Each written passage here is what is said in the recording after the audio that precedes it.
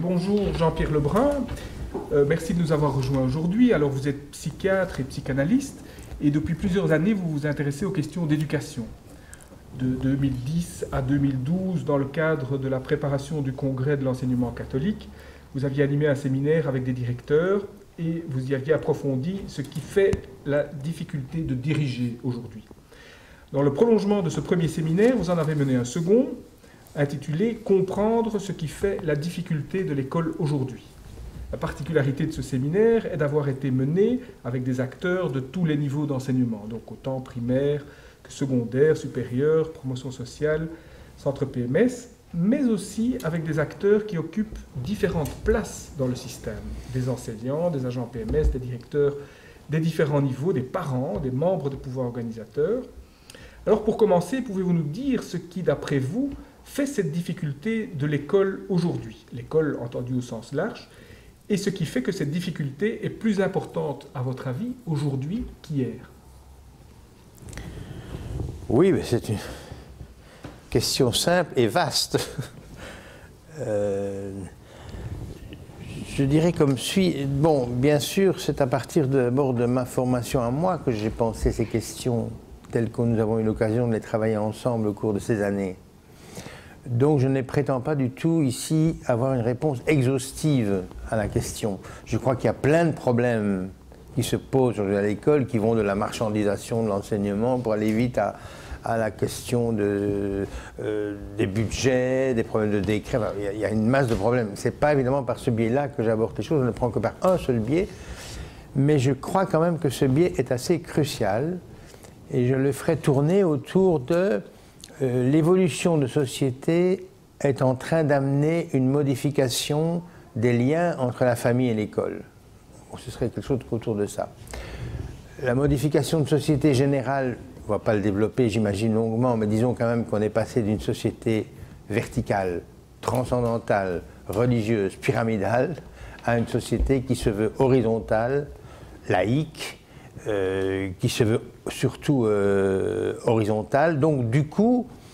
qui met en question à travers les générations, parce qu'en fait cette société-là, elle est en cours depuis déjà plusieurs siècles, si on fait remonter la bascule politique à la Révolution française, ou plusieurs années, si on fait remonter la bascule, je dirais, idéologique sociale dans laquelle nous fonctionnons aujourd'hui, où tout ce qui représente l'autorité, tout ce qui représente le pouvoir, tout ce qui représente une sorte de dépendance dont nous serions les agents, se trouve aussitôt accusé, se trouve entouré d'une certaine méfiance, où on est extrêmement prudent à l'égard de toutes ces fonctions-là, et donc du coup on a tendance à vouloir que nous soyons tous dans une sorte de position d'égalité, en ne comprenant peut-être pas bien que l'égalité démocratique que nous souhaitons et que nous visons n'est pas nécessairement contraire, contrairement à ce qu'on pourrait le penser, avec le maintien des différences de place. Or, il se fait que cette lecture-là, un peu simpliste à mon avis, de la démocratie et des exigences d'une vie collective, a abouti à toute une série de conséquences qui aujourd'hui fleurissent littéralement, se développent. Un individualisme grandissant, puisque la force de l'impact collectif sur chacun de nous ne se montre plus, ne se figure plus, ne se manifeste plus, ou plutôt alors elle est en sous-main, mais plus de manière évidente comme étant le pouvoir tel qu'on le connaissait hier. Une autre conséquence, c'est évidemment aussi l'aplatissement ou l'horizontalisation des relations aboutit d'une certaine façon logique à ce que parents et enfants se retrouvent sur le même pied. Mais donc les parents se retrouvent comme en difficulté à trouver une assise pour pouvoir soutenir une certaine autorité qui est nécessaire pour que l'enfant trouve des digues pour pouvoir se construire, voire même une certaine préséance qui continue à exister, en tout cas le temps que l'enfant devienne adulte. Tout ça aboutit à ce que finalement le sociétal aujourd'hui me semble être dans une situation où, de manière éminemment paradoxale, mais la socialisation n'est quasi plus exigée. Elle est souhaitée, elle est espérée, bien sûr, elle est attendue. Mais les contraintes qu'il faut assumer et intégrer pour pouvoir se socialiser, c'est-à-dire entre autres reconnaître une certaine légitimité à une certaine autorité collective, apparaît tout de suite comme quelque chose qui vient contrecarrer, briser, annuler la singularité de ma subjectivité. Ça, mis à l'enseigne générale, aboutit d'une certaine façon à mettre l'école, qui est ce premier lieu où la socialisation va se faire en dehors de la famille, évidemment, dans une position tout à fait inédite, je crois. C'est-à-dire qu'elle a affaire à des jeunes ou à des enfants pour qui la socialisation n'est plus déjà prévue au programme de la famille.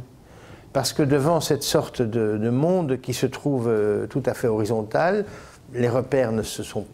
retrouvent plus très bien, et la famille se trouve être de plus en plus considérée comme un lieu qui protège son enfant de la